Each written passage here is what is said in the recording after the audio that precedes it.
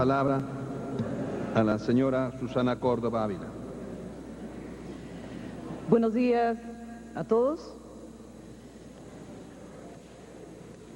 Creo que si estamos aquí es porque nos damos cuenta de la importancia que tiene ser verdaderos y hacer de este país el país unido que todos queremos.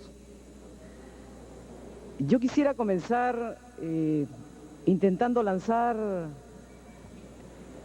como fotografías habladas de distintos momentos de la realidad de los docentes, esta vez más bien en esta gran ciudad de Lima.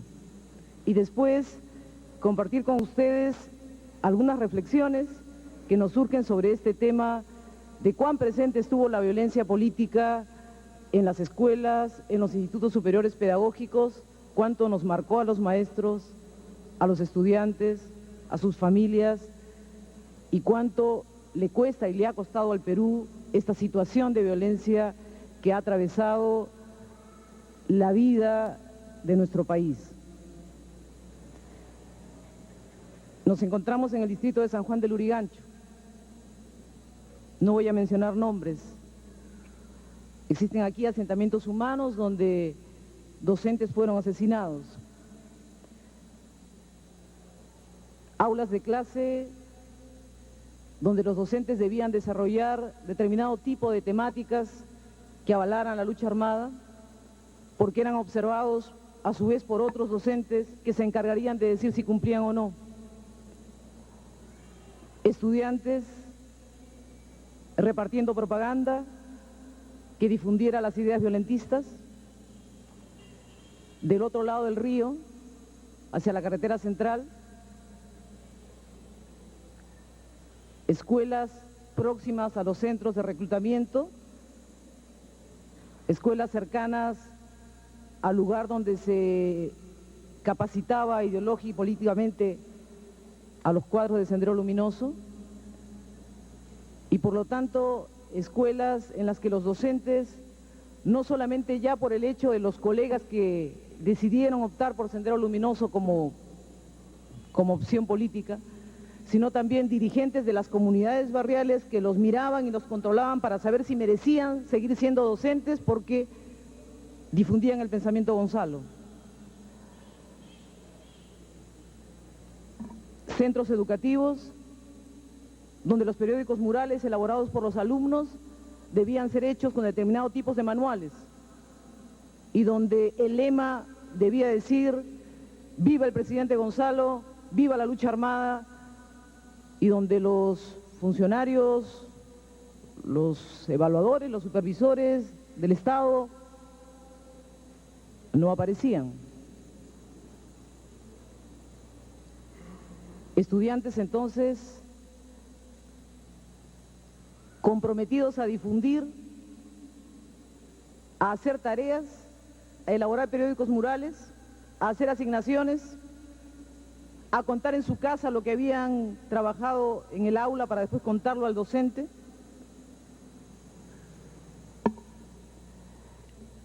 Gran unidad escolar en el centro de Lima, inmenso colegio, 5 SUTEPs, por supuesto uno de Sendero Luminoso, o con su ideología, magisterio desarticulado totalmente, década de los 80, conflictos permanentes, pelea por la dirección, pelea también por la renovación pedagógica, pelea también por saber si lo central del proceso educativo y del servicio educativo debían ser los estudiantes. Cuadros de Sendero haciendo una tarea proselitista día a día, persecución diaria, distribución de las actividades de socorro popular, convocatoria de reuniones en domicilios, averiguan la dirección de tu casa y aparecen en ella. Y si estás de este lado de la ciudad, en zonas más urbano-marginales, tienes a las 3 o 4 de la mañana un comando que viene a dar su lección de adoctrinamiento y a ver, después de una periódica capacitación, si eres capaz en el aula de clase, porque tendrás para eso todos los ojos y los oídos del partido, si eres capaz de poner en práctica lo que has aprendido. Y si para coincidencia eres un docente que trabaja en estas zonas y por lo tanto con familiares en el sur andino, con familiares en Ayacucho, con familiares en la zona de violencia, entonces recuerda que si no eres consecuente y revolucionario, entre comillas, la familia que te queda del otro lado se acordará y sabrá y sentirá la fuerza del partido si es que tú no eres capaz de luchar por el pensamiento Gonzalo. Ha sido dura la vida para el maestro de este país, para el del campo y para el de la ciudad. Y ha sido dura porque es verdad, como los otros colegas han mencionado, hemos estado entre dos fuegos, yo diría que hasta en más de dos fuegos. Por un lado, la violencia que nos llegaba desde los cuadros de Sendero Luminoso, la represión indiscriminada de parte del Estado, al mismo tiempo la violencia que también nos llega de una sociedad que no entiende el rol que tenemos que cumplir y que considera que la situación del maestro está así porque es el maestro el responsable de todo por su ineficiencia y su falta de calidad. Y podríamos seguir enumerando otros fuegos, los múltiples y los varios en los que hemos vivido. Creo que los testimonios que hemos escuchado en esta mañana y las experiencias que con toda generosidad nos han sido compartidas, no hacen sino recordarnos lo que ya sabemos, que vivimos un periodo sumamente difícil, que este era un país, y sigue siéndolo, pobre, inequitativo, injusto, un país en crisis. Y como no podía ser de otra forma, si miramos la educación, también en ella se refleja esa realidad peruana. Y esa crisis en la educación se hace todavía mucho más patente y se hace sumamente más grave, porque en el medio, en el sentido mismo de su existencia, no están ni las carpetas, ni los pupitres, ni las pizarras, ni las tizas, los cuadernos. En el medio de ese proceso está lo más valioso que tenemos como país, la vida de nuestros peruanos, los que empiezan a descubrir el mundo a través de los ojos y la mirada de sus maestros.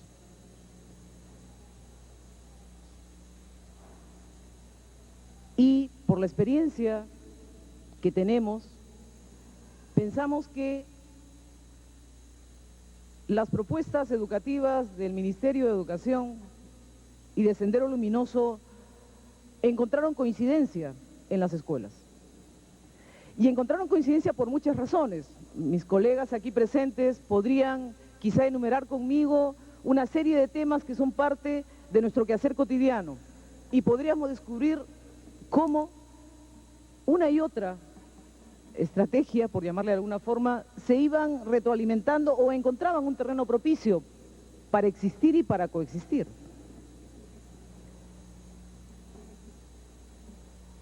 Si nos preguntamos por el proyecto educativo nacional con el que cuenta el Perú, diremos que no existe.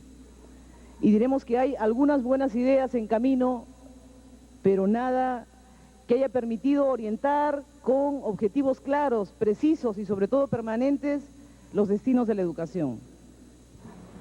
La escuela, el Instituto Superior Pedagógico, ¿eran realmente valorados como una institución que debía ser fortalecida? Muchas veces para el Ministerio de Educación las escuelas forman parte de la normatividad. Y se olvidan que la escuela no son las paredes, no son los edificios. Finalmente, al decir escuela, solemos resumir quienes viven gran parte de su vida cotidianamente en ella. Nuestro Estado no estuvo nunca suficientemente interesado en dotar de autonomía a los centros educativos o los institutos. No estuvo interesado en fortalecer su institucionalidad. Y en ese contexto, para Sendero Luminoso, la escuela fue el lugar de adoctrinamiento, fue el lugar de captación, fue el lugar de reclutamiento, fue el lugar a partir del cual se podía llegar hacia la comunidad local. Y la gestión pedagógica y el currículum todavía leguas atrás de lo que deberíamos necesitar en un país en este contexto de globalización y de avances de la ciencia y de la tecnología. Obviamente, aún en medio de este país tan diverso, tan plural, multilingüe, el currículum tenía que ser uno, tenía que ser igual, tenía que ser en el mismo tiempo,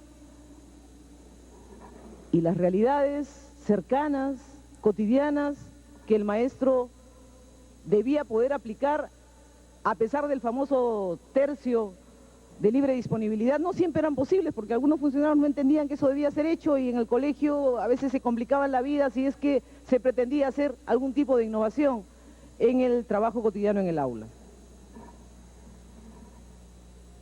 Bueno, en ese vacío, Sendero tuvo su currículum, lo estructuró, lo difundió y en muchos lugares le funcionó.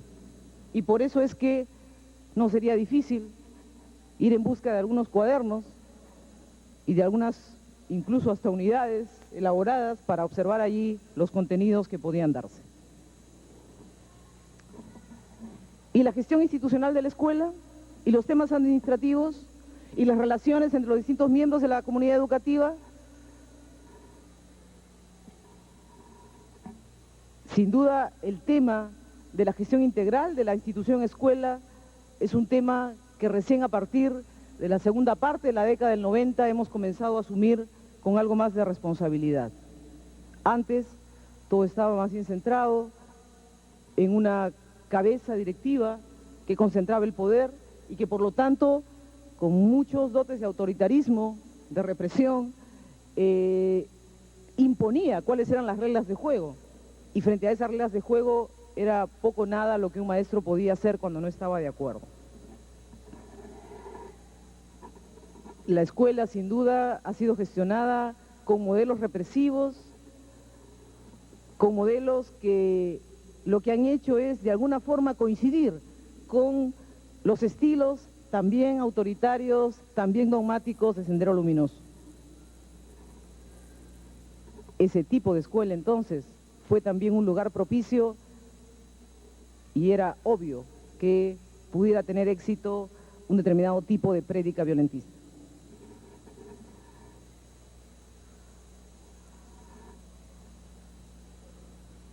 ¿Qué tipo de relaciones con la comunidad solía tener la escuela, en el campo o en la ciudad? Muchas veces han estado limitadas al mero trámite de la infraestructura, de las construcciones, etcétera, y las relaciones que debían establecerse de manera más cercana entre docentes y la misma comunidad para preocuparse integralmente por todo el proceso de enseñanza-aprendizaje no se producían. En eso Sendero fue hábil. Sendero sumó la comunidad local a la escuela y la escuela a la comunidad. Y entonces, en muchos lugares, los mejores difusores de sus políticas eran los docentes. Eso ha ocurrido. ¿Y la organización sindical? Una y al mismo tiempo variada.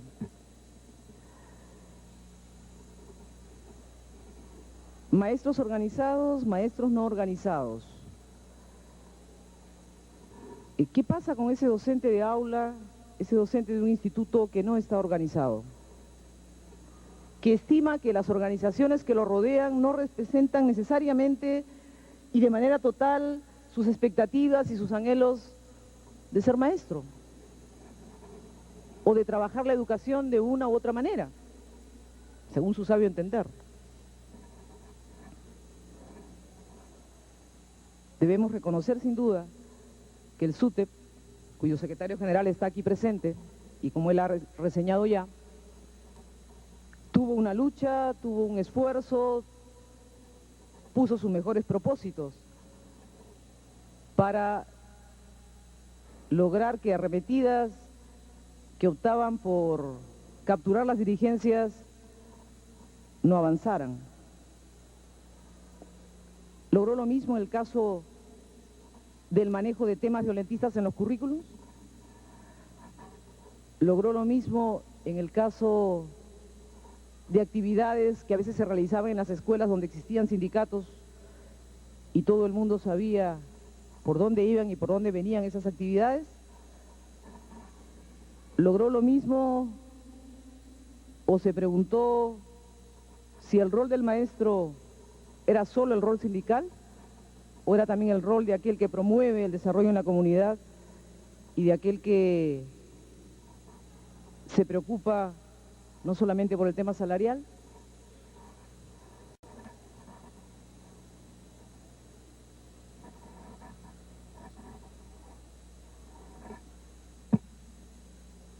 Muchos maestros de a pie,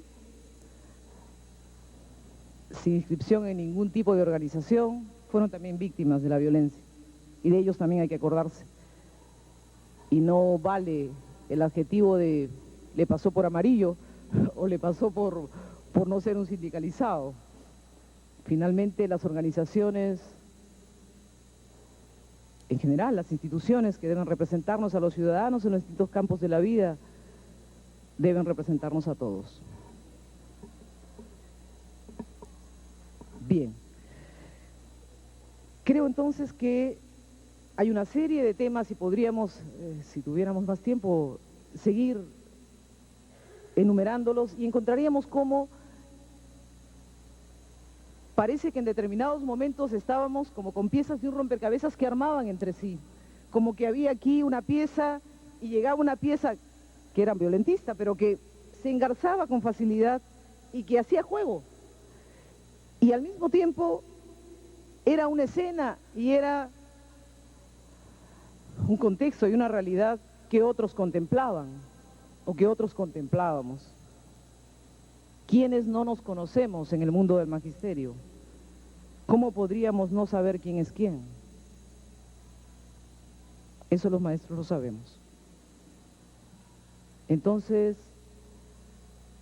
quizá esperamos demasiado, quizá confiamos en que esa debía ser una tarea asumida de mejor manera por el Estado, quizá también tuvimos temor por nuestras familias, quizá también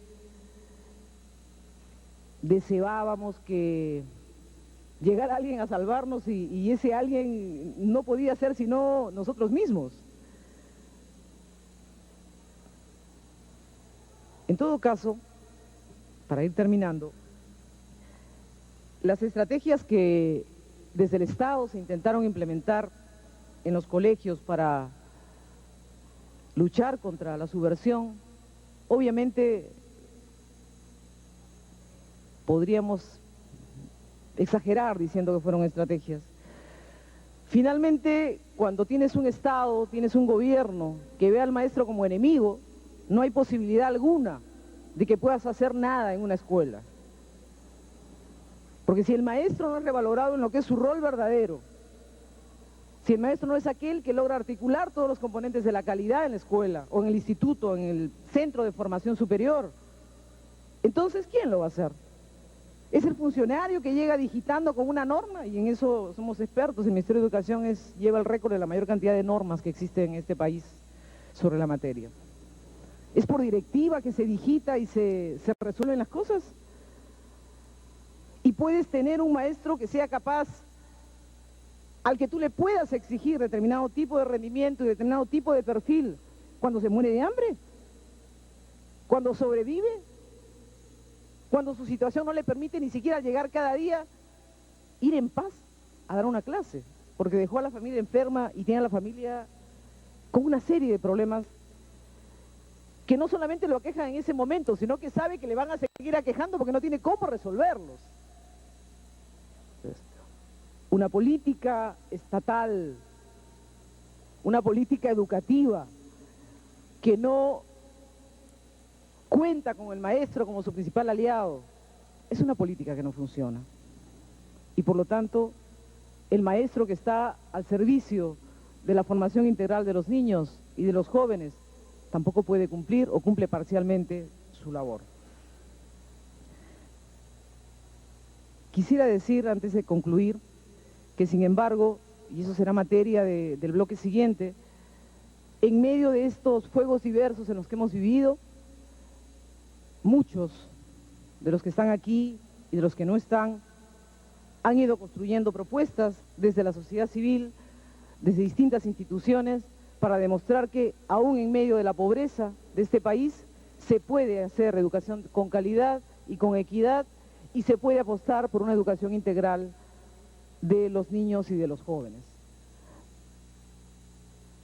Y en esto, sin duda, el principal mérito y la principal felicitación que tendríamos que extender es a esos maestros, a estos colegas nuestros que en lugares como San Juan del Lurigancho u otros, a pesar de la situación tan difícil en la que han vivido, han seguido apostando, poniendo por encima de todo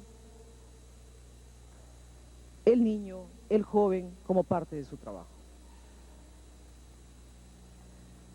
Bien, yo quisiera concluir solamente diciendo que la nuestra es una apuesta total y vital por una educación de calidad, y que tenemos, además de estos rostros que nos recuerdan lo que somos y de dónde venimos, también rostros, miradas muy queridas que ya no están.